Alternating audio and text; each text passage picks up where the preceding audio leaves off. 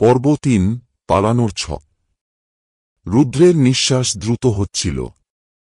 ওদের মধ্যে একটা ঠান্ডা উন্মাদনা ছিল যা সে আগে কখনো দেখেনি। সে ধীরে ধীরে উঠে দাঁড়ানোর চেষ্টা করল, কিন্তু পাশে বসা এক মুখোশধারী তার হাতে চাপ দিয়ে বলল, কোথাও যাচ্ছ, বন্ধু? রুদ্র হেঁটে বেরিয়ে যাওয়ার চেষ্টা করতেই দুজন লোক তার কাঁধ ধরে ফেলল। তুমি কি আমাদের শেষ কোর্সের অংশ হতে চাও? রুদ্র মাথা ঝাঁকাল, আমি শুধু বিশ্রাম নিতে চাই।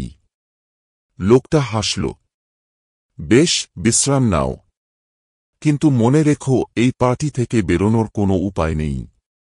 রুদ্র জানত তাকে কোনোভাবে পালাতে হবে। সে দেখল পাশে একটা ছুরি রাখা। ঠিক যখন কেউ খেয়াল করছিল না, সে ছুরিটা তুলে নিল। হঠাৎ করেই আলো কমে গেল। চারপাশে এক মুহূর্তের জন্য অন্ধকার নেমে এল। এটাই সুযোগ।